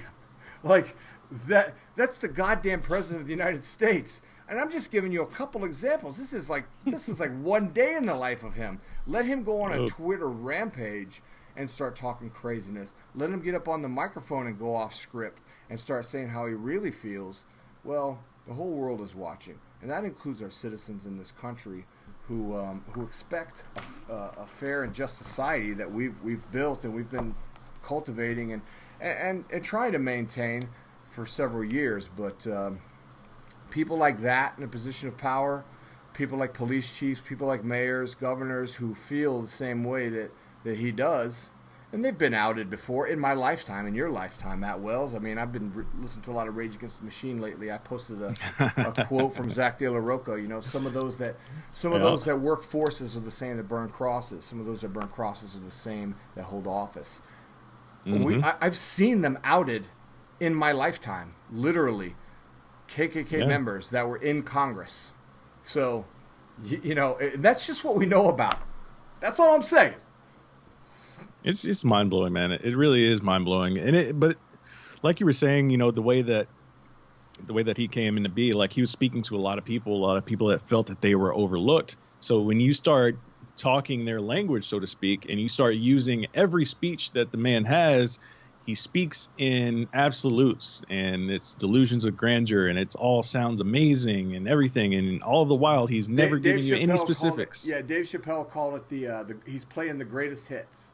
He's playing their greatest hits. Exactly. And all the while, not once has he ever proposed a single solution in any speech that he's ever given. You listen to any other politician, they're going to give you at least some nuggets of their plan, how they actually plan to execute it while they're giving speeches. Trump, it's all absolutes. Everything's going to be great. Resurgence of America. We're making America great again. Like, you going to say how?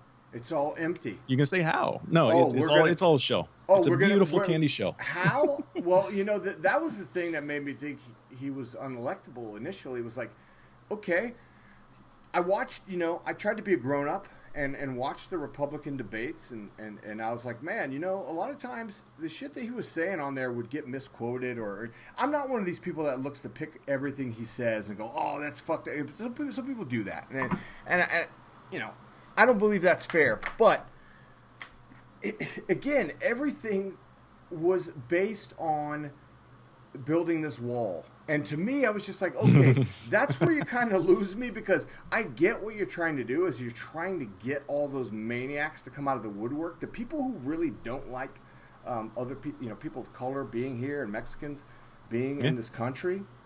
But you know what, man? That is just not something I can get behind. But yeah, I definitely don't want open borders, and I believe in border security, and so does every civilized country. But kids in fucking cages? I mean, what are we, fucking animals? Refugees? What is that fucking... what is that goddamn... that famous, like, saying that's on one of those statues? You know, like the Statue of Liberty, you know. I can't quote it. Give us you're tired, you're hungry, sick, you know. Yeah. You know what I mean? It's like... or... The church that he held the Bible in. Did you see in the back? It had, you know, those little sandwich boards that has like, you know, specifics, and it said all are welcome. A lot of people have posted that and been like, yeah, look at the fucking irony. It's Trump standing right next to all are welcome. And that's part of the major thing, right? It's the people that support him and people that have that ideology of him. They are immigrants themselves, but they want you to believe that the immigration stopped or started after they arrived. You know, like they want you to forget that they were immigrants at one point. His mom was an immigrant, first generation United States. His wife is an immigrant. Exactly. You know. Exactly. Yeah. So it just comes down to that whole supremacy thing that we're talking, that essentially that's been the underlying theme, like of what we've been talking about when it comes to the police brutality and everything like that. When you have these people, man, like they're speaking, like again, he's speaking their language, and that language is tied into supremacy and racism. It really is. Like the best quote about his entire candidacy that I've heard is that not everybody who votes for Trump is racist, but every racist votes for Donald Trump. Yeah.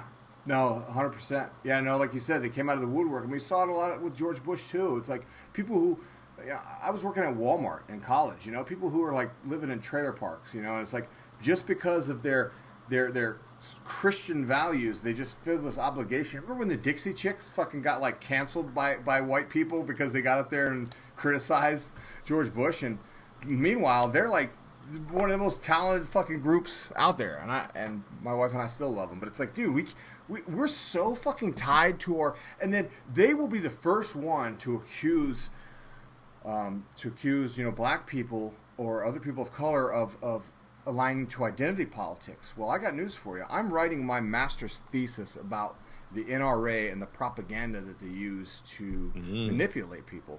And it's a little depressing, but it's interesting because there's a lot to work with. But you know what?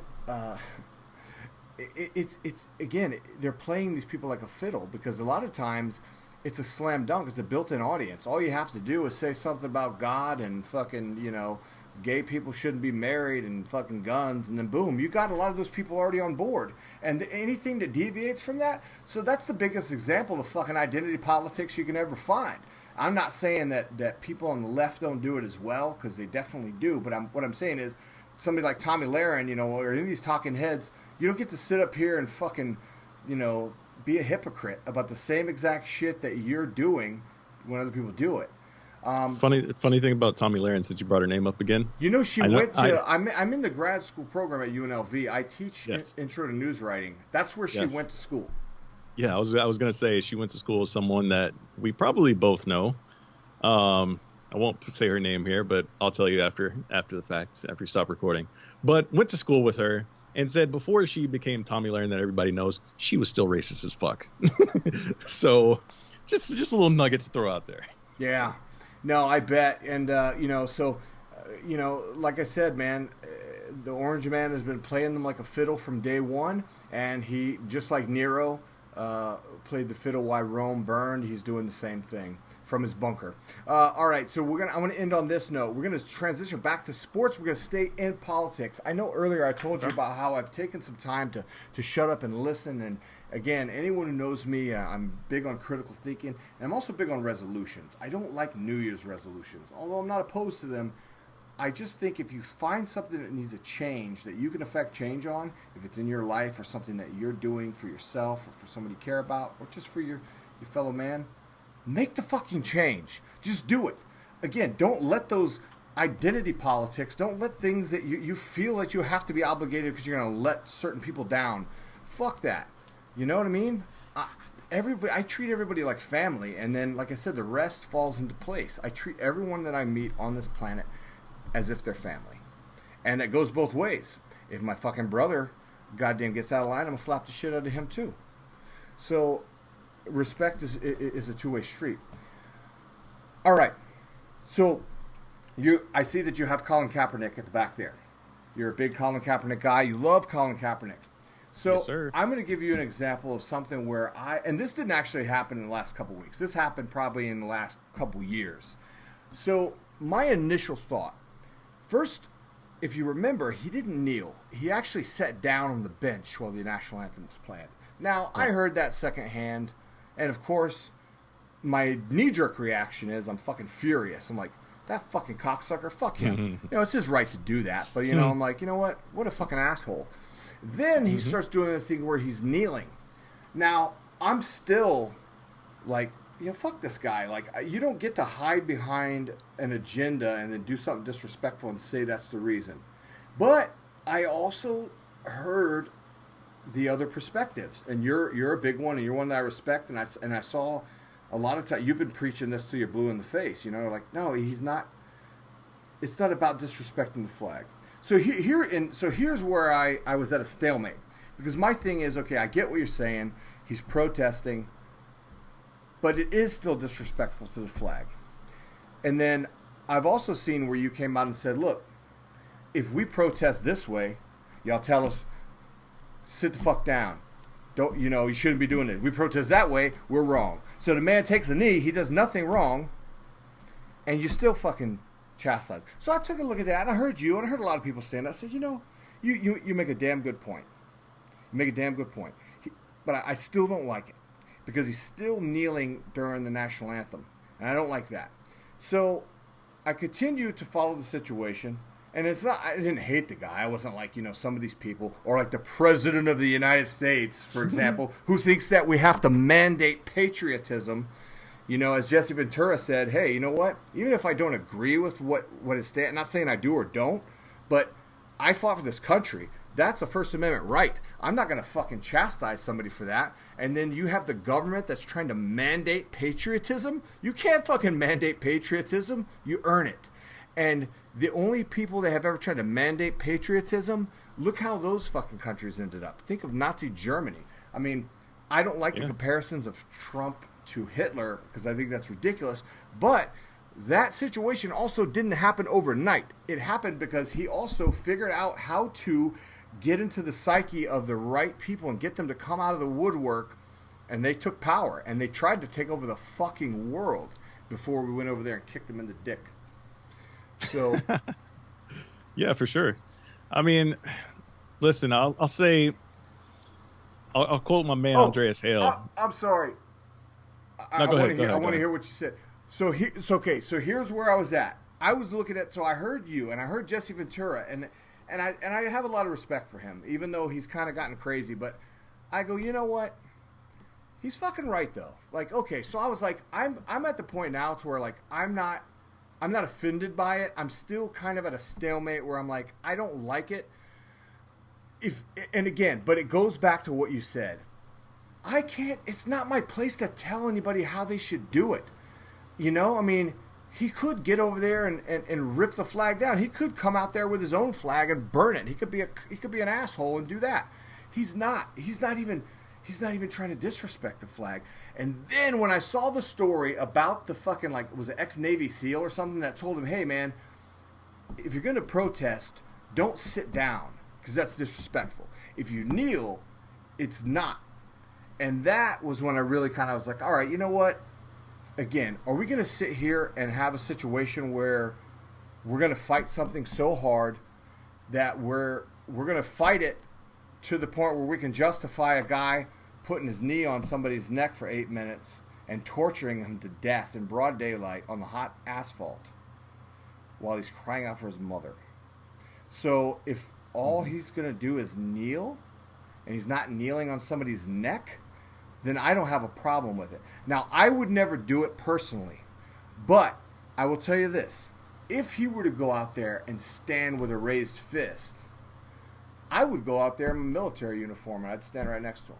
The kneeling I just can't do, but again, I don't have a problem because, like I said, it's like you said, you can't tell somebody how to protest. You damn sure can't tell somebody how to feel. And if they're an American citizen, you can't tell them it's not their right to do and feel those things. For sure. And I'll go to my man Andreas Hale, who is very eloquent and speaks so well when it comes to these topics. You go to his Twitter, his pinned tweet, probably one of my favorite tweets of all time ever, one of my favorite statements of all time, in regards to things like this. It's, we march, y'all mad. Mm-hmm. We sit down, y'all mad. We speak up, y'all mad. We die, y'all silent.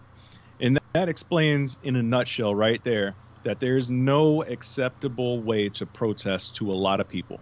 right? That's And what, protest is not supposed to be comfortable for anybody. The whole reason to protest is to create unrest, whether it be peacefully or violently. It's to get your attention in a way that you're not normally going to pay attention to.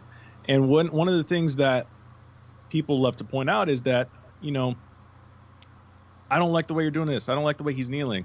Well, if he wasn't kneeling, or if he was doing something in the locker room or somewhere off camera, you wouldn't have paid attention. The way he did that made you pay attention, whether you agreed with it or not. And that's the whole purpose of it. Right? Mm-hmm. Then you start to pay attention. Why was he doing that? Then you start to pay attention to his interviews. Then you start to listening to the words that he's saying. Or you start listening to the words that other people are trying to deflect from the words that he is saying, like Donald Trump, trying to say that it was about the flag. He's still doing that to this day. But that's neither here nor there. The point is, a protest is supposed to grab your attention and make you feel a certain way, right? Whether you agree with it or not. Did it grab your attention? Then the protest worked. Did it make you ask questions? Then the protest worked. Did it create change? Well, that's maybe here nor there. That's something that's going to be debated or figured out at some point later on down the line. But did it grab your attention? Did it make you care? Did it make you feel a certain way? Then the protest worked. That's the whole genesis of all of it, right? Were you paying attention? Yes. Okay, then I did my job. Are you willing to listen after that? Then, hey, I really did my job effectively. So that's where we go from it in that regard. I think we've said it all. We've said a lot. We've covered it all. We've been here almost 2 hours, and I got no problem with that at all. For sure. I hope that you know. I hope that, like I said, people who need to hear this message hear it, and I hope that others who are like-minded also hear it, so that they kind of know where we stand and how we've articulated our feelings. I think we do a pretty good job of vocalizing that anyway, but like I said, man, I want to make sure that I'm encouraging other folks who look like me to not only talk about it, but be about it. I've been on this planet 39 years, and I was born into it. So for me, it was, you know, I've always been an ally.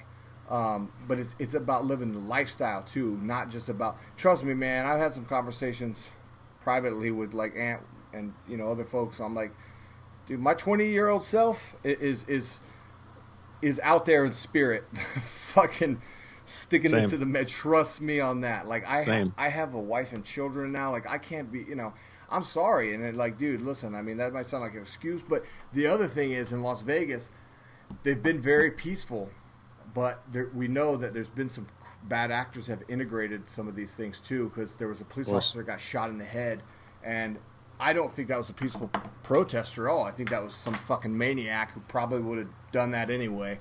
So, that's really sad. But I'm not risking my fucking life going out with people who are out there goddamn killing people. Yeah, it's too unpredictable, man. It's too unpredictable, and it's one of those things like I wanted to be like I told you in DM, like I wanted to go downtown Dallas the other day, or when this first started. At the same time, it's like, how are people going to be acting? How are the police going to act? Yeah, the police. You know, it's too unpredictable, man. It's too unpredictable, and I wanted to be down there for two reasons. One, not only to say and go out there and put my face in the movement and actually be out there with signs and everything, but I'm also like I'm an amateur photographer as well. Like I want to go out there and capture these moments and really like use my artistic view to bring that in a still image and share those images out to the world too. But at the same time, man, I've got people think about like, is your camera gonna get fucking demolished? Like, are you gonna get shot with rubber bullets and fucking? Yeah, you know what I mean? They're arresting mayors. They've arrested like a senator, I think, like a black dude. Did you see that?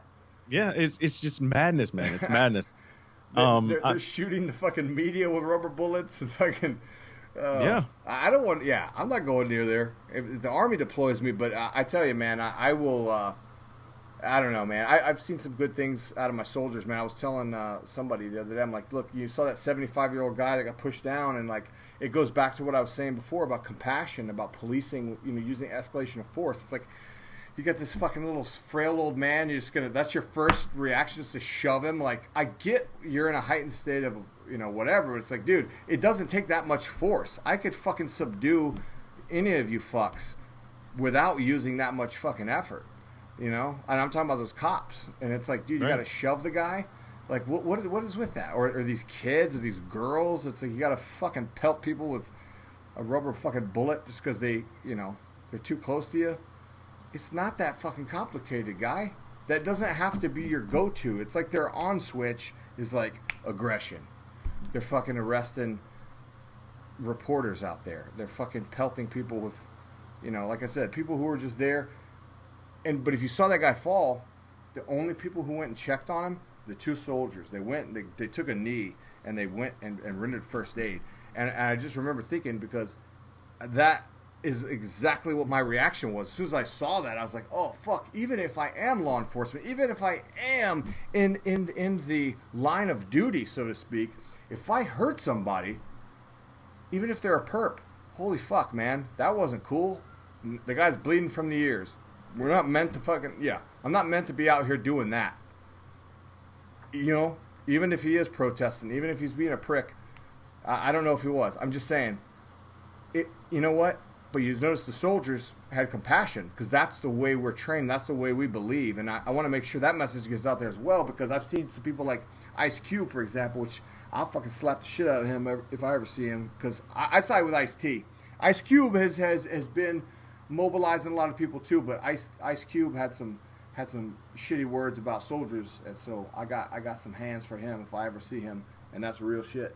But I want people to know that, man. That's not how we operate. We do not operate as police officers in our own country, and we have a police force within that acts as a police force for our own community and occasionally overseas, you know. But I mean, at no time would it ever be okay for us to police people like that. Escalation of force is where you approach every situation with the appropriate amount of force. Example, if a black guy in a black community goes into a freaking liquor store and tries to pass a $20 check, I reckon we don't have to fucking torture him to death in broad daylight.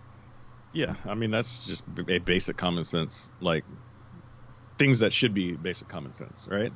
Like, what are we talking about here? This man, like, how do you even get to the point to where he's on the ground with 3 cops on top of him over a supposed $20 counterfeit bill? Like, that's a conversation, and like, hey, we're gonna go downtown now. Like, no, like, there's no reason for this man to be like ripped onto the ground like that. Like, it's just insane. Allegedly, they had, you know, he was having some kind of medical distress, which is why they pulled him out of the they pulled him out of the vehicle. Which I'm like, okay, this is just all kinds of. So he's in medical distress, and your plan was to bring him out of the car and put him on the ground and put your knee on his neck. So right. How is that helping? I'm no doctor, but that doesn't seem that's going to help any kind of medical distress of any kind. If you're restricting the blood flow to the brain, and of course we know that ultimately led to his death. I'm thoroughly depressed. My doctor just called. Actually, I just missed my appointment, so I got to get off the line and try to get that back. And before we get off, I just want to say thank you for the candid perspective. And for sure, thanks for having me on. Let us know where we can find more of you. At Mr. M. Wells Art on Twitter and Instagram, where you can find me there. And of course, you know, I'll write a few articles here and there for Fansided, FloCombat as well, and podcast, YouTube channel, Slip and Dip Podcast. Check out the stuff there. Hopefully we get all that stuff fired up again here pretty soon. But yeah, man, thanks for having me on, man. Like, these conversations can go on literally for days and days and days, because there's no quick way to really talk about all of those issues and encapsulate it perfectly. No, not at all. No matter how many. So there, I mean, it can go on and on and on, and that's really the key thing, man, is making sure these conversations continue so change does come at some point. Yeah, and that's why I wanted to do it. You know, like I said, I wanted to give people that I respect a voice, people who I know that have a strong opinion, and also lead by example and show other people not just white people, black folks as well, man. Like, hey, like you use that word debate in quotation. I love that because, like, if anybody ever, I've been on podcasts where they do like the hot takes and all that shit. I don't like that. Like, if anybody ever says like, hey, you want to be on this debate? No, debating is the stupidest fucking thing. Nobody's actually trying to convince the other person. All you're trying to do is dig your heels into something that you believe in. That's what a debate is. You're trying to convince the other person, and even if they produce enough evidence to prove you wrong, emotions will get the better of you because we're humans. I don't approach anything that way. I think of it as civil discourse because there might be something that I am wrong about, and if there is, I would like to hear the case for why I'm wrong and what I can do to change it. So, if we lead by example, who knows? Maybe others will do likewise, or if nothing else, they'll start feeling us. They'll know where you're coming from. For sure. For sure, man. Okay, brother. Well, we got another weekend of fights coming up, so I guess I'll see you on the timeline, man. That's pretty much the only time we communicate. We need to change that. We'll get you out here to Las Vegas. Absolutely, man. Once all this COVID shit dies down, for sure, I'm gonna start traveling again. So. And y'all can stay here. If you come out here to cover a fight, you can stay at my place. I got an extra room, man. So everybody who comes out here stays here. Yeah, you'll love it.